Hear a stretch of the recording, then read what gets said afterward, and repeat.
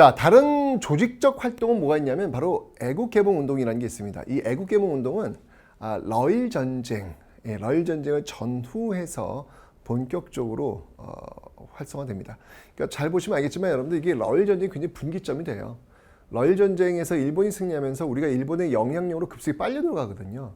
이러니까 많은 사람들이 어떻게든 이 위기를 극복하기 위해서 싸우게 되는 거예요.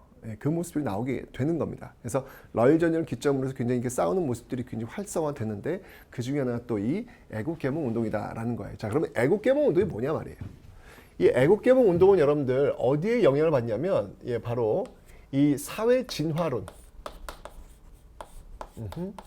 사회 진화론에 영향을 받습니다. 그래서 사회 진화론은 뭐냐면 왜 여러분들 왜 약육강식 적자생존 이런 말 있잖아요. 그죠? 예. 그러니까 힘이 있어야 우리가 생존할 수 있다라는 거예요. 힘이 있어야. 근데 이것도 사실 위험한 거예요, 사실은요. 그럼 힘이 없으면 우리가 사라지는 게 정당화되는 건가? 너무 당연한 건가? 그게 이제 위험할 수 있다는 이야기예요, 이게요. 그죠? 어찌 본다면 제국주의자들의 이런 논리일 수도 있다는 얘기죠. 우린 힘이 세고 너는 열등해. 너는 열등하니까 없어져도 돼. 라는 식으로. 왜? 이게 바로 이 우주의 진리야. 동물의 세계 봐봐. 적자 생존. 강한 놈이 살아남잖아. 우리 인간 사회도 마찬가지야. 이렇게 하면서 그 강한 자들이 횡포를 부리는 것을 정당화시키는 그런 논리가 될 수도 있다는 이야기예요. 어쨌건 간에 이 사회 진화론의 영향을 받아서 우리가 빨리 실력을 키우자는 이야기예요. 실력을 키우자는 운동입니다. 이 사회 진화론의 핵심은 뭐냐면 실력업이에요. 실력업. 자, 이걸 하기 위해서 이 실력을 업하기 위해서 어떤 방법들을 주로 할까? 그게 뭐였냐면 교육입니다. 네, 교육이고요. 그 다음이 언론, 실력업을 하기 위해서 하는 게 바로 교육, 언론, 그리고 식산흥업. 식산흥업이라는 겁니다. 교육, 언론, 식산흥업. 그러니까 교육이라고 하는 것은 우리가 왜 지금 이런 상황이 되었으며 이 세상이 어떻게 돌아가는지를 알리자는 이야기예요. 언론은 이제 당연히 이제 그런 세상의 어떤 정세를 알릴 수 있는 어떤 그런 통로가 되는 것이고, 식산흥업은 뭐냐면 경제, 어떤 상공업 진흥 이런 걸 통해서 좀 부를 좀 창출하자는 이야기예요. 그래야 우리가 어떤 힘을 좀 갖게 않겠는가. 이런 것들을 좀 집중하고 있는 게 바로 이 애국개몽 운동이다라는 거예요.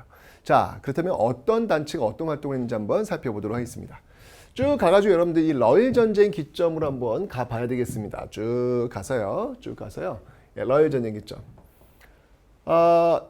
사실은 이 애국개몽 운동의 어떤 그 노선들이 독립협회에서도 또 연결될 수 있어요. 독립협회도 역시 마찬가지로 어떤 교육과 언론, 식산흥업 이런 거 굉장히 강조했던 거니까. 어떤 직접적인 어떤 그 단체로 본다면 첫 번째 단체가 바로 이 보안회라는 단체가 있습니다. 이 보안회. 자, 이 보안회는 뭐냐면 당시 일본이 요구했던 게 뭐냐면 일본이 황무지 개간권을 달래. 황무지 개간권. 이것을 저지시켰던 그런 단체가 바로 이 보안회입니다. 보시면 알겠지만 여러분들 일제는요, 지금 러일 전쟁 이 기점에 지금 군사용지, 땅에 관심이 많아요, 지금요. 왜? 일본이 러일 전쟁에서 이제 승리하면 이제 식민지 만들어야 될 거 아니야. 그러니까 그 전에 자신들이 진출할 수 있는 땅, 토지 이런 것들을 확보하려는 어떤 그런 욕망, 욕구 있겠죠. 실제로 여러분 1908년에 동양척식 주식회사를 만들어가지고 아예 노골적으로 그런 행위들을 합니다. 자, 이게 이제 보이고 있는 거예요. 황무지도 달라, 군사용지도 달라, 이런 모습들. 그런 것들을 좀 저지해 놨던 단체가 바로 이 보안회라는 어떤 그런 단체가 되겠습니다. 이 보안회만 있었던 게 아니라 이 황무지 개간권 반대 운동에 앞장섰던 또 다른 조직도 있어요. 그 조직은 바로 농광회사. 농광회사와 함께 농광회사도 바로 이 황무지 개간권 반대에 앞장섰던 그런 조직이다라는 것을 기억해 놓으시면 되겠습니다. 그렇죠?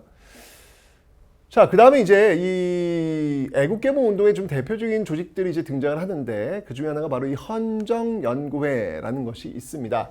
헌정연구, 뭐 헌법 뭐 연결 딱 되시죠, 여러분들? 이 당시에 그 관심은 입헌군주정이었습니다. 입헌군주제를 연구하는 어떤 그런 조직이기도 합니다. 입헌군주제는 뭐냐면 그 이전까지 조선시대, 이건 전제군주예요. 왕이 중심이 된다는 얘기죠. 왕이 곧 법이야. 그죠? 그런데 입헌군주정은 뭐냐면 법이 먼저예요. 법이 있고 그 아래 왕이 있는 거예요. 그러니까 왕 역시 법에 규정을 받을 수밖에 없는 거죠. 그죠? 왕은 있지만 왕권은 약한 시스템. 지금 영국이나 일본 같은 경우가 입헌군주정이에요. 예. 뭐 영국에도 여왕이 있잖아요. 일본에도 그들은 천황이라고 이야기하는 그런 존재가 있잖아요. 그죠? 이런 어떤 그 존재들은 그냥 상징적 존재일 뿐이잖아. 그 밑에 이제 영국 총리라든지 일본 수상이라든지 이런 사람들이 실질적인 정치를 하잖아요. 이런 시스템을 우리는 입헌군주정이라고 하는 겁니다. 그래서 입헌군주정을 우리도 도입하자라고 주장을 하고 있는 조직이 바로 이 헌정연구회인데 이 조직이 활동했던 내용을 보면 우선 여러분들 이 당시에 아주 매국적인 단체가 하나 있어요. 그 단체가 뭐냐면 바로 일진회라는 조직이 있습니다. 이 일진회를 아주 강력하게 성토하고 비판했던 그런 모습들. 일진회는 말 그대로 나라 팔아먹는 데 앞장섰던 그런 사람들이에요. 참 지금 생각하면 말이 안 되는데, 그지? 그런데도 이런 조직들이 있어요. 힘도 있었고. 지금 생각하면 말이 안 되는데 그 시대로 돌아가 보면 이런 조직이 있었고 힘도 있었다. 지금도 우리 시대를 이렇게 둘러보면 이 나라 팔아먹자라고 이야기하는 사람들이 있어요. 예. 그런 사람 몇 명 있단 말이지. 그런 사람들의 힘을 얻어가고 있는 어떤 그런 모습들을 우리가 좀 막을 필요가 있겠다라는 생각이 듭니다. 어쨌건 이제 이런 것들 이제 비판했던 그런 단체이기도 하고요. 당연히 이 을사늑약을 또 비판하는 을사늑약 체결을 또 반대했던 그런 활동을 이 헌정연구회가 하기도 합니다. 자, 그 헌정연구회 뒤를 이어서 나왔던 단체가 바로 이 대한자강회인데요. 이 대한자강회 역시 마찬가지로, 이 대한자강회도 역시 입헌군주정을 또 지향하고 있는 그런 모습들, 여전히 유효한 모습들이 있더라라는 거예요. 그래서 이 대한자강회는요, 전국에 지회를 또 갖고 있고요. 그리고 월보도 또 가능하는. 하여튼 이 자강이라고 하는 키워드, 이 자강이라고 하는 키워드만 나오면 여러분이 대한자강회를 딱 떠올리시면 됩니다. 월보도 이렇게 가능한 모습들이 있는데 이 대한자강회가 특히 두드러지게 등장했던 그 이유는 뭐였냐면 바로 이거예요. 고종의 강제 퇴위. 여기 있죠, 여러분들. 이 고종의 강제 퇴위를 결사적으로 반대했던 그 조직이 바로 대한자강회다라는 거예요. 여기 지금 이렇게 고종 퇴위에 반대했던 그런 조직 연결이 되죠. 이것 때문에 이 퇴위 반대 이 활동 때문에 결국은 당시 만들었던 보안법이 있습니다. 보안법, 이 보안법에 적용을 받아가지고 결국은 해체되었던 그런 조직이 바로 이 대한자강회다라는 거예요. 하여튼 이 고종퇴위에 반대했던 그런 조직 대한자강회 꼭 여러분들 좀 기억을 해 놓으셔야 되겠습니다. 됐죠? 그리고 이제 이런 어떤 전통을 이어받아서 등장했던 단체가 있으니 그 단체가 바로 신민회예요. 자, 이 애국개몽 운동단체의 하이라이트가 바로 이 신민회다. 반드시 여러분들 기억을 해 놓으셔야 합니다. 너무 중요한 조직이니까 꼭 여러분들 기억을 해 놓으셔야 돼요. 신민회. 자, 이 신민회는 어떤 조직이냐? 우선 여기서 활동했던 인물들 한번 보면 대표적인 인물 한번 들어봐라라고 한다면 뭐 안창호라든지 그다음에 양기탁이라든지 이런 인물들이 이 신민회에서 활동을 많이 하고 있습니다. 많이 하고 있는데 이들은 이 신민은 어떤 조직이냐면 여러분들 바로 비밀리에 움직이는 비밀 결사 조직이에요. 비밀 결사 조직이 되겠습니다. 그런데 이제 나중에 이제 보시면 알겠지만, 백오인 사건으로 해체가 돼요. 백오인 사건으로 해체가 됩니다. 이건 1911년도에 해체가 되는 어떤 그런 모습들이 나타나게 될 겁니다. 어쨌건 이런 흐름들을 갖고 있는데, 이 신민회가 했던 활동이 뭐냐면 애국개몽 운동의 전형적인 모습이에요. 여러분들 저 앞에 지금 교육, 언론, 식사능업이라 그랬죠? 애국개몽 운동이 그거 하는 거예요. 그거 대표적인 게, 예를 들면은 교육과 관련된 학교가 있다면 바로 뭐 대성학교라든지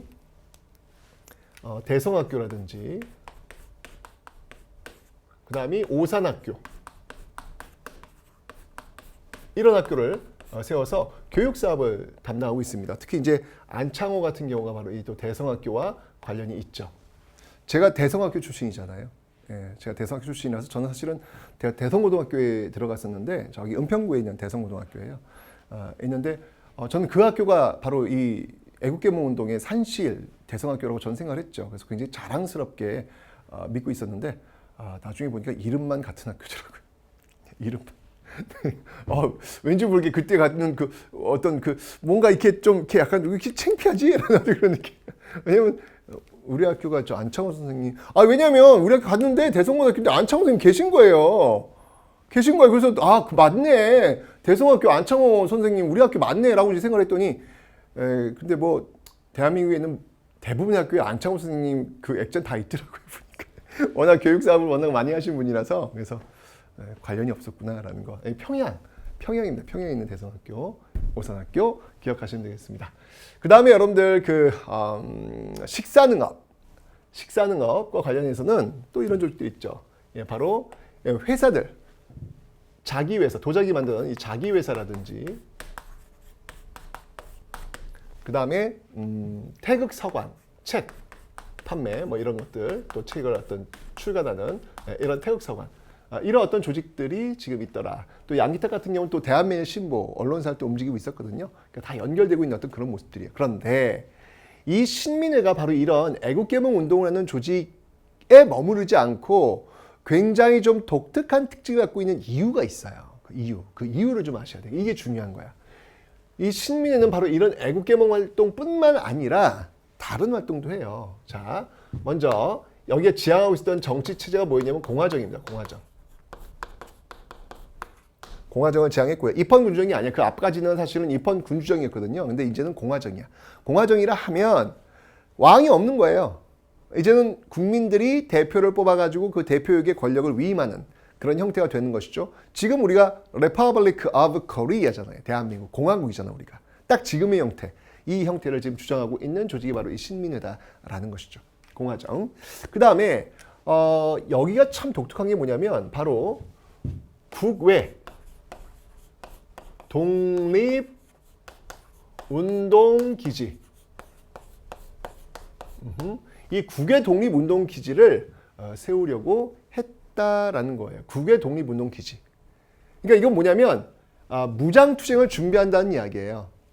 특히 서간도 지역, 서간도 지역에 삼원보라고 있는데, 이 지역에서 국외 독립운동기지를 세우려고 준비했다. 이 신민회 회원들이. 이게 이제 여러분 제일 중요한 포인트다라고 생각하시면 돼요. 굉장히 중요한 포인트입니다.